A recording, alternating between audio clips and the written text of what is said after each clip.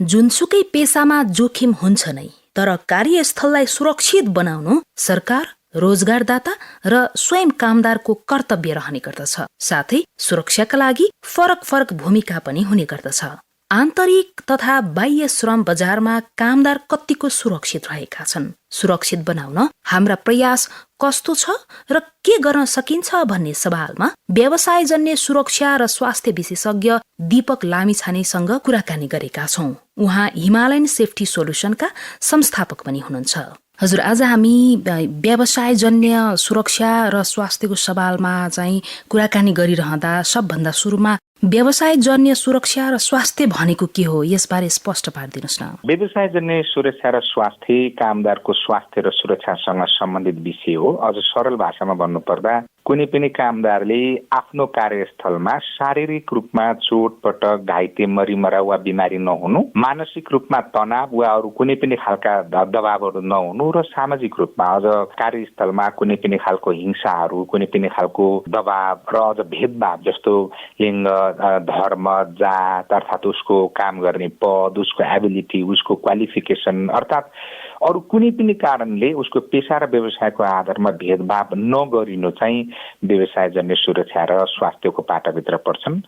अझ उदाहरणै दिएर भन्नुपर्दा कुनै पनि व्यक्ति अहिले जस्तो नेपालमा अर्थात् विश्वभर नै कार्यस्थलमा दुर्घटनाको कारण तपाईँको ज्यान धन गुमाइरहेको अवस्थामा, बिरामी भएको अवस्थामा उनीहरूको बाँच्न पाउने अधिकार सुनिश्चित गर्ने पाटो चाहिँ व्यवसायजन्य सुरक्षा र स्वास्थ्यको पाटोमा पर्छ। यसको लागि चाहिँ अन्तर्राष्ट्रिय तथा नेपालको कानुनमा कस्तो व्यवस्था गरिएको, कस्तो प्रावधानहरू भएको यहाँलाई जानकारी छ नि? कामदारको स्वास्थ्य र सुरक्षा भनेको कामदारको हक र अधिकार हो।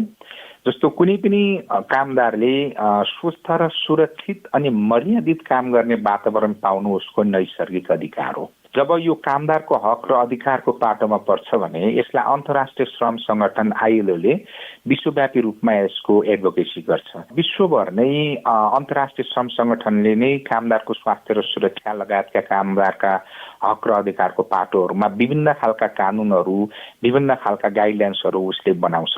यही सिलसिलामा 1981मा कामदारको स्वास्थ्य र सुरक्षा अर्थात् व्यवसायजन्य सुरक्षा र स्वास्थ्य महासन्धि भनेर C155 आईएलओले जारी गर्यो। नेपाल पनि त्यसको एउटा हस्ताक्षरकर्ता भएको नाताले आईएलओमा C155 मा उल्लेख गरिएका कुराहरू नेपालको कानुनमा पनि रिफ्लेक्सन गर्नु नेपालको दायित्व थियो। अरू त्यो सँगसँगै नेपालले पनि विशेषतः 2074 को लेबर एक्टमा र नेपालको लेबर रेगुलेसनमा चाहिँ उसले व्यवसायजन्य सुरक्षा र स्वास्थ्य भनेर एउटा पाटो राखेको छ र यसमा केही कुराहरू उसले क्लियरली के मेन्सन गरेको छ, आईएलओ र नेपालको कानुनमा के उल्लेख गरिएको छ भने कुनै पनि कार्यस्थलमा त्यहाँ कम्पनीको उत्तरदायित्व के हो त? जस्तो उदाहरणको लागि एउटा सुरक्षित काम गर्ने स्थल, कार्यस्थल प्रोभाइड गर्नु कम्पनीको दायित्व हो। त्यहाँ सुरक्षित कामदारको स्वास्थ्य र सुरक्षालाई हानि नोक्सानी नपुर्याउने खालका मेसिनरीहरू, इक्विपमेन्टहरू, मटेरियल प्रोभाइड गर्नु र एउटा सुरक्षित काम गर्ने पद्धतिको विकास गर्नु, कामदारहरूलाई तपाईको यो व्यवसायजन्य सुरक्षा र स्वास्थ्य अर्थात् कामदारको स्वास्थ्य र सुरक्षा सम्बन्धी पोलिसी, नीति नियमहरू, त्यसका चाहिँ निर्देशिकाहरू, त्यसका उचित पद्धतिहरू को डेभलप गर्ने, सँगसँगै तिनीहरूको लागि आवश्यक पर्ने ट्रेनिङहरू प्रोभाइड गर्ने, उनीहरूलाई स्वास्थ्य र सुरक्षा, उनीहरूको स्वास्थ्य र सुरक्षा सम्बन्धी हक, अधिकार र उत्तरदायित्व सम्बन्धी उनीहरूलाई जानकारी गराउनु, सँगसँगै उनीहरूलाई निर्देशनहरू जारी गर्नु र आवश्यक पर्दा त्यो विभाग नै गठन गरेर स्वास्थ्य र सुरक्षाका विशेषज्ञ व्यक्तिहरूको चाहिँ त्यहाँ उपलब्ध गराउनु चाहिँ कम्पनीको दायित्व हो। यो कम्पनीको दायित्वलाई मात्र होइन, त्यहाँ काम गर्ने हरेक विभागहरू, त्यहाँ काम गर्ने टप लेभलदेखि डाउन लेभलसम्मका स्वास्थ्य र सुरक्षा सम्बन्धी दायित्वहरू, उत्तरदायित्वहरू सँगसँगै यतिसम्म कि कामदारको पनि आफ्नो स्वास्थ्य र सुरक्षा सम्बन्धी दायित्व को र जवाफदेहिताका कुराहरू चाहिँ आईएलओको पाटोमा राखिएको छ र त्यही कुरा चाहिँ केही हदसम्म भए पनि नेपालको कानुनमा विशेषतः 2074 को कानुनमा चाहिँ उल्लेख गरिएको छ। नेपालको सन्दर्भमा चाहिँ कामदारको सुरक्षा र स्वास्थ्यको वर्तमान अवस्था निहाल्दा कस्तो पाउनुहुन्छ? विश्वका विभिन्न विकसित मुलुकहरूमा कामदारको स्वास्थ्य र सुरक्षाको पाटोलाई धेरै वर्षदेखि नै त्यसका नीति नियमहरू र त्यसका कार्यविधिहरू बनाएर तल्लो स्तरसम्म सर्कुलेसन गरेर अहिले चाहिँ हरेक कम्पनीहरूले त्यसलाई अवलम्बन गरेको अवस्थामा नेपालमा चाहिँ भर्खरै व्यवसायजन्य सुरक्षा र स्वास्थ्य अर्थात् कामदारको स्वास्थ्य र सुरक्षाको पाटोलाई पहिलो प्राथमिकता दिने गरी नेपालमा कानुनहरू बनाइएको अवस्था छ। यो पनि 2074 सालमा। त्यस पछाडि 2074 सालमा यस्ता खालका कानुन बनाइए पनि अब त्यसलाई इम्प्लिमेन्टेसन अर्थात् लागू गर्ने चाहिँ विशेष खालका विभागहरू र त्यो खालको स्रोत र साधनहरूको कमीको कारणले नेपालमा त्यसलाई प्रभावकारी रूपमा लागू गर्न सकिएको अवस्था छैन, पहिलो कुरा। र दोस्रो कुरा चाहिँ यहाँ नेपालको कानुनले के भन्छ भने हरेक कम्पनीले, चाहे त्यो गभर्मेन्ट होस्, चाहे त्यो सेमी गभर्मेन्ट होस्, चाहे त्यो प्राइभेट होस्, हरेक कम्पनीले आफ्नो कामदारको लागि त्यही खालको चाहिँ स्वास्थ्य र सुरक्षा सम्बन्धी नीतिहरू, कामदारको स्वास्थ्य र सुरक्षाको लागि आवश्यक पर्ने सम्पूर्ण व्यवस्थापनहरू, तालिमहरू, सम्पूर्ण कुराहरू गर्नुपर्ने एउटा प्रावधान छ। तर त्यो कुरा यहाँका तल्लो स्तरका त्यही कम्पनीहरू, त्यही सरकारी, अर्ध सरकारी, निजी कम्पनीहरूलाई चाहिँ यसको बारेमा कामदारको स्वास्थ्य र सुरक्षाको लागि हामीले काम गर्नुपर्छ है भन्ने कुराको एउटा सचेतनाको कमी र कानुनले पनि बाध्यकारी अवस्था सिर्जना नगरेको अवस्था, स्वास्थ्य र सुरक्षाको लागि चाहिँ एउटा बजेट पनि विनियोजन गर्ने एउटा चलन नभएको अवस्थामा अहिले पनि तपाईको स्वास्थ्य र सुरक्षाको पाटो एकदमै दयनीय अवस्था छ। र यहाँ यतिसम्म अवस्था छ, सयौं मान्छेहरूले तपाईको आफ्नो जनधनको क्षति भइरहेको अवस्थामा कति कामदारहरू कार्यस्थलमा चोटपटक हुन्छन्, घाइते हुन्छन्, मरिमरा हुन्छन्, बिरामी हुन्छन् भन्ने कुराको एउटा तथ्याङ्क पनि छैन र त्यसको बारेमा त्यस्तो धेरै अनुसन्धानहरू पनि नगरिएको अवस्थाहरू र सरकारका निकायहरूसँग त्यसको रिपोर्टिङ पनि नभएको अवस्था हुँदाखेरि चाहिँ नेपालमा अहिले पनि स्वास्थ्य र सुरक्षाको पाटो चाहिँ कस्तो छ भनेर हामीले यथार्थ रूपमा मूल्याङ्कन गर्न नसकिने अवस्था छ। तर साँच्चै फिल्डमा गएर हेर्ने हो भने चाहिँ आज पनि दैनिक रूपमा सयौं कामदारहरूले कामको सिलसिलामा आफ्नो जीवन गुमाउने र जनधनको क्षति चाहिँ भइराखेको अवस्था छ। विश्वव्यापी रूपमा हेर्नुपर्दा नेपाल जस्तो अविकसित देशमा स्वास्थ्य र सुरक्षाको पाटो अत्यन्तै नाजुक अवस्था भएको देख्छु। हजुर, यसबारे बहस गरिरहँदाखेरि चाहिँ जस्तो यसलाई अझ व्यवस्थित गर्न कुन निकायको भूमिका महत्त्वपूर्ण देख्नुहुन्छ? के गर्न सकिएला अझ व्यवस्थित सुरक्षित गर्नको लागि? यसमा 4वटा निकायको भूमिका मैले महत्त्वपूर्ण देख्छु। सबैभन्दा पहिला 2074 मा व्यवसायजन्य सुरक्षा र स्वास्थ्यको पाटोलाई समेटेर लेबर एक्ट 2074, लेबर रेगुलेसन 2075 र 2076 सालको मन्त्री परिषदको क्याबिनेटले व्यवसायजन्य सुरक्षा र स्वास्थ्य नीति भनेर पारित गर्यो। त्यो नीति नियम र निर्देशिकाहरू हेर्ने हो भने पनि त्यो आफैमा पनि अपूर्ण छ।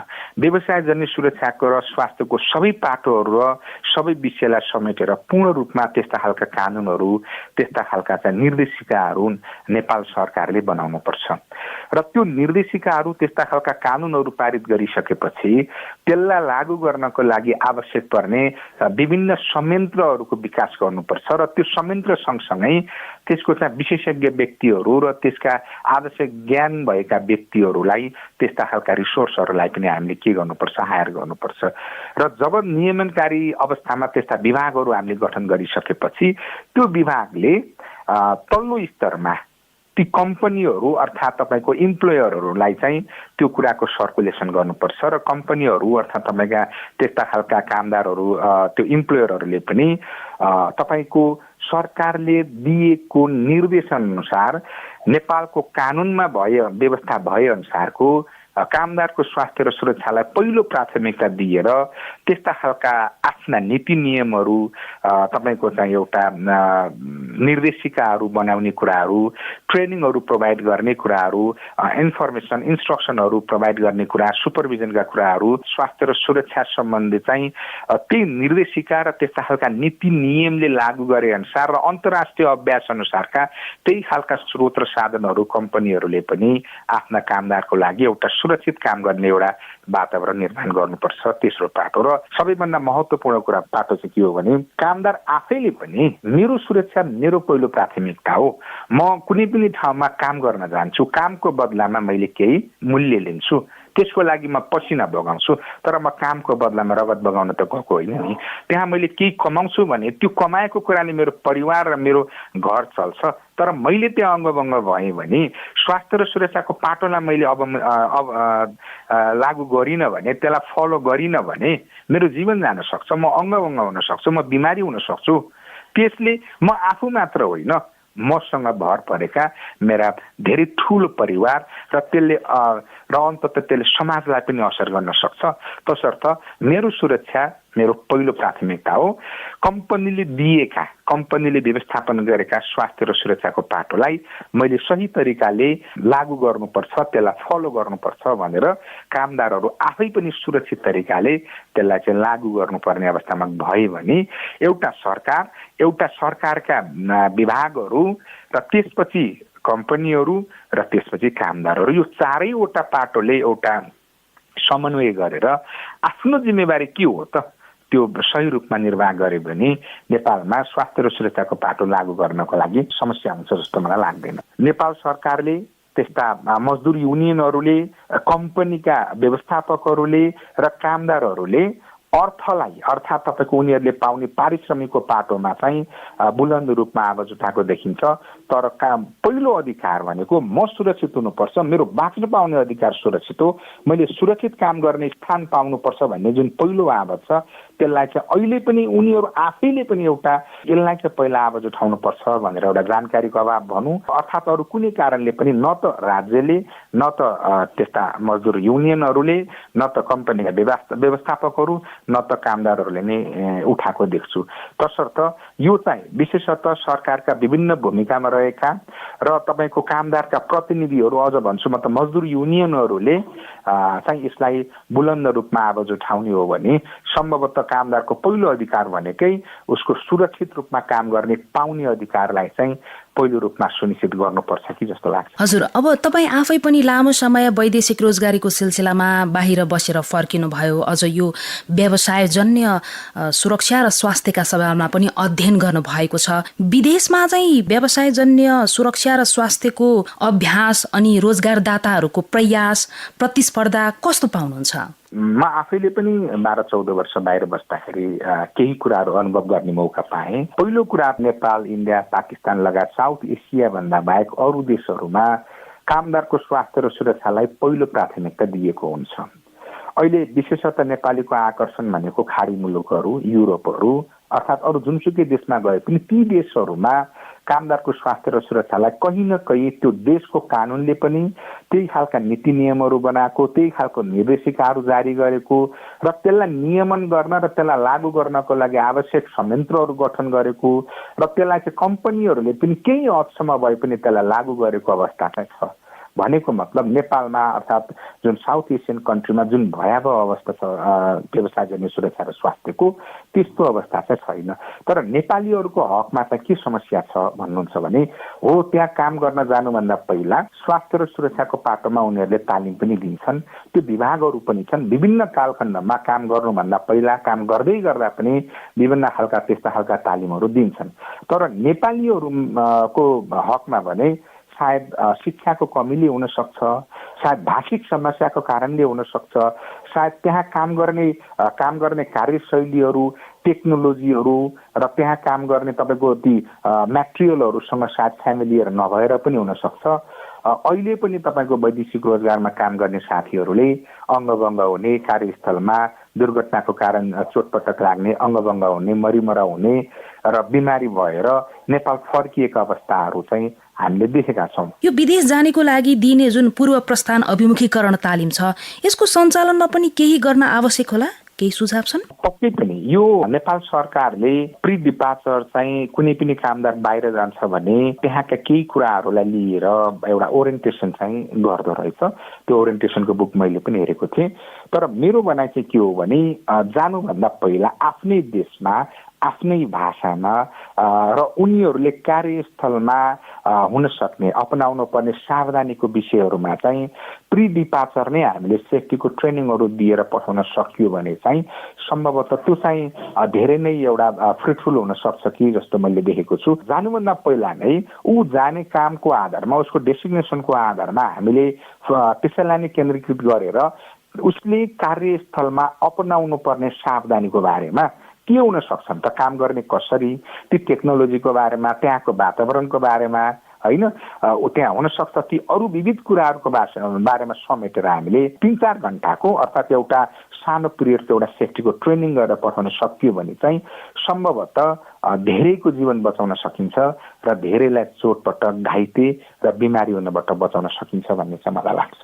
हजुर, अन्तिममा अब यो व्यवसायजन्य सुरक्षा र स्वास्थ्यका सवालमा बहस गरिरहँदा हामीले भन्न छुटेका र यहाँले जानकारी गराउनै पर्ने केही सन्देश छन् कि? अब अन्तर्राष्ट्रिय रूपमा कामदारको स्वास्थ्य र सुरक्षा एकदमै महत्त्वपूर्ण पाठ हो।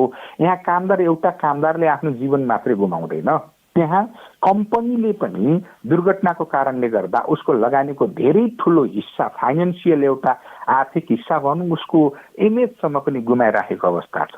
दुर्घटनाको कारणले कामदारलाई मात्र होइन, त्यो कम्पनीलाई पनि तपाईँको नोक्सान भइराखेको छ भने अब त्यही 4वटा पार्टीहरू, कामदारहरू, कम्पनीहरू, सरकारी संयन्त्रहरू इमान्दारपूर्वक लागिदिएर त्यस्ता खालका नीति नियमहरू लागू गरेर कामदारको स्वास्थ्य र सुरक्षालाई पहिलो प्राथमिकतामा राखेर हामीले नेपालमा लागू गर्न सकियो भने धेरै ठुलो चाहिँ हामीले जनधनको क्षतिबाट रोक्न सक्छौँ। यसको कुरामा हामी इमान्दार भएर लाग्न चाहिँ पर्छ भन्न आग्रह गर्न चाहन्छु।